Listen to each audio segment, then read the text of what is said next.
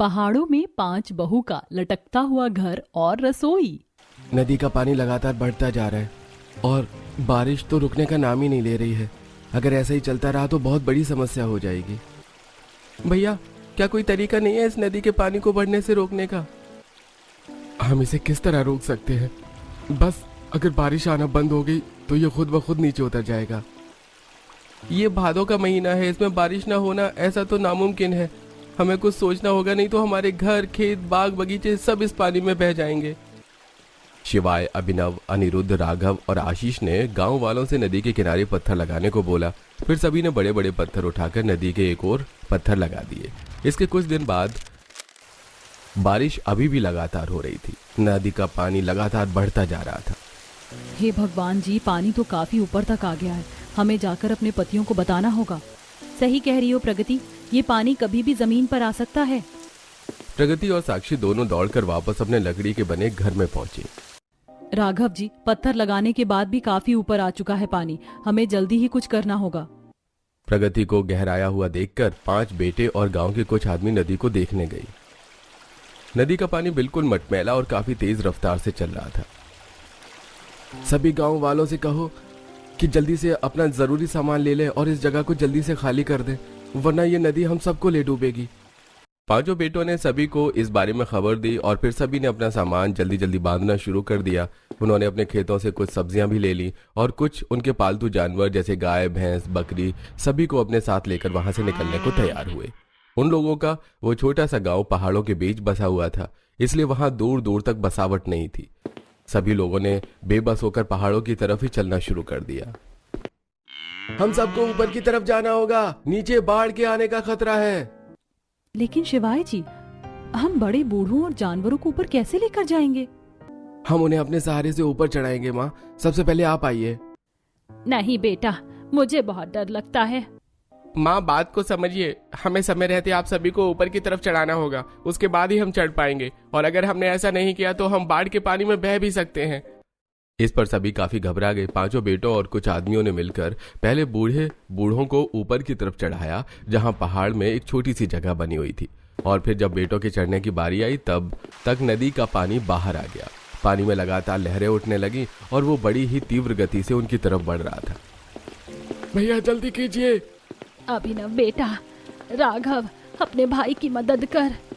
5 बेटे एक दूसरे का हाथ पकड़कर सहारा लेते हुए समय रहते उस छोटी चट्टान पर चढ़ गए। उनके ऊपर चढ़ने की पानी की एक तेज और बड़ी लहर उस चट्टान से टकराई, जिससे कुछ गाय और बकरियां उसमें बह गई। हे भगवान, हमारी गैया। शिवाय, अभिनव, देखो, हमारी गाय और बकरी पानी में बह गई, कुछ करो। 5 बेटों ने गाय और बकरी को बचाने के लिए छोटी छोटी चट्टानों पर कुड़कर उन तक पहुंचने की कोशिश की। अनिरुद्ध के हाथ में एक बकरी का पैर आ गया और उसने उसे पानी से खींच लिया, लेकिन बाकी सारी गाय बकरियां पहुंच से दूर जा चुकी थी।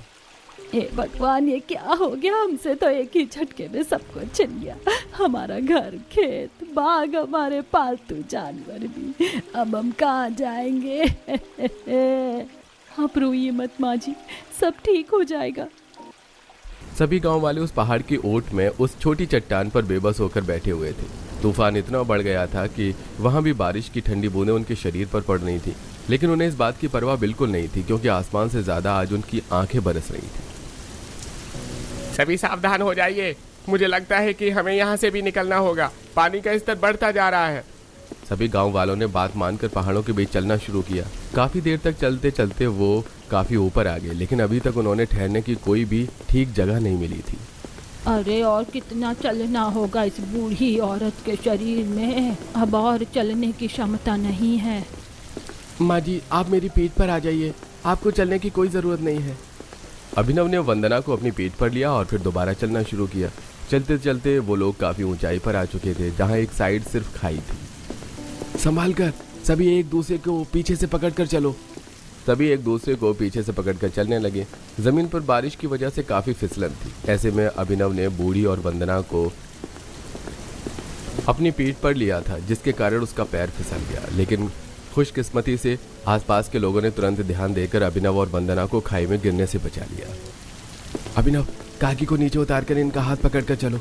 यहाँ हमें हर एक कदम बहुत ही बड़ी सावधानी से रखना होगा, जरा सी गलती से हमारी जान जा सकती है। लोगों ने फिर और ज्यादा सावधानी से चलना शुरू किया। चलते चलते वो एक ऐसी जगह पर पहुंच गए जो उन्होंने पहले कभी नहीं देखी थी। ये क्या, इन पहाड़ों पर तो खाली जमीन भी पड़ी हुई है और यहाँ कितने सारे पेड़ हैं। ये एक और जमीन है जो ऊंचाई पर बनी है, जिसकी वजह से ये 2 भागों में बटी हुई है। और देखो वहाँ थोड़ी दूर पर एक नदी भी बह रही है। सभी गांव वालों ने देखा कि पहाड़ पर 2 जमीनें आमने सामने थीं। वहां उनके बीच में एक खाई थी। नदी से बहता पानी जगह जगह पत्थरों से टकराकर नीचे खाई में गिर रहा था। नीचे का पानी तो बाढ़ की वजह से काफी गंदा हो चुका है, लेकिन ये पानी काफी साफ है। हम इसे पीने के काम में ले सकते हैं। सभी ने उस नदी से पानी पिया और अपने हाथ, मुंह और पैरों को धोया। उसके बाद सभी वहां आराम करने बैठ गए। बहुओं ने वहीं पेड़ों से लकड़ी तोड़कर आग जलाई और उस पर सभी के लिए खाना बनाया। क्या हम इस जगह पर अपना बसेरा नहीं कर सकते? ये जगह तो काफी अच्छी है। नहीं माँ, हम यहाँ नहीं रह सकते। हम कुछ दिन यहाँ बिता सकते हैं और वो भी किस्मत की बात होगी। एक तो ये जंगल बहुत ऊंचाई पर है, लगभग 6 मंजिल की ऊंचाई पर। ऊपर से पहाड़ के ऐसे इलाके में अक्सर भूस्खलन होता रहता है। हाँ भैया ठीक कह रहे हैं। पहाड़ के इन हिस्सों में लोग रोड बनाते हैं, लेकिन यहाँ कोई रोड नहीं है, इसलिए ये जगह खाली पड़ी हुई है। दोनों भाइयों के समझाने पर गांव वालों को सारी बात समझ में आ गई। उन्होंने वहां खाना खाया, पानी पिया और कुछ देर आराम किया। लेकिन उनके मन में भूस्खलन होने का डर बना हुआ था। सूरज ढल रहा था, शाम होने वाली थी। अचानक इस जमीन में हलचल शुरू हो गई। भाभी, मुझे चक्कर आ रहे हैं। यहाँ पर जमीन सच में हिल रही है। अरे नहीं, जिसका डर था वही हो रहा है। जल्दी यहाँ से चलो। अचानक ही पहाड़ से छोटे पत्थर गिरने लगे। सभी गांव वाले अपनी जान बचाकर नीचे की ओर भागे। नीचे की जमीन तिरछी बनी हुई थी। उन्होंने धीरे धीरे उसे उतरना शुरू किया। उन्होंने देखा कि पहाड़ के अंदर छोटी छोटी गुफाएं बनी हुई थी। अपनी जान बचाते हुए सभी उन गुफाओं में चले गए। शुक्र है भगवान का कि यहाँ गुफाएं भी बनी हुई हैं, वरना हम सब मारे जाते। अच्छा हुआ कि हम सबने पहले ही ध्यान दे दिया, नहीं तो किसी की जान भी जा सकती थी। सभी देख रहे थे कि पत्थर अभी भी गिर रहे थे। ये सब देखकर सभी को बहुत डर लग रहा था। कुछ देर तक बड़े बड़े पत्थर उनकी गुफाओं के आगे से गिरते रहे। कुछ उनकी गुफाओं से टकरा भी रहे थे। अब मुझे नहीं लगता हम इससे आगे जा सकते हैं। अब जब तक बाढ़ का पानी उतर नहीं जाता तब तक हमें यहीं रहना होगा। लेकिन हम यहाँ रहेंगे कैसे? हाँ, यहाँ से बाहर की जमीन तिरछी है। हम कोशिश करें तो रह सकते हैं। उसके लिए हम अपने साथ जो सामान लेकर आए हैं, हमें उनकी मदद चाहिए होगी। अरविंद ने सभी गांव वालों को बता दिया कि अब उन्हें यहीं रहना होगा और इसके लिए इस जगह पर उन्हें काम करना होगा। गांव वाले भी इसके लिए राजी हो गए। चलो बेटा, अब हम सभी को इन पत्थरों को तोड़ना और काटना होगा। इसके लिए हमें कुछ लकड़ियों की भी जरूरत पड़ेगी, जिनके लिए हमें वापस ऊपरी उस जमीन पर जाना होगा जहाँ पर पेड़ खड़े हुए थे। आप फिक्र न करें पिताजी, ये काम मैं और अभिनव भैया कर लेंगे।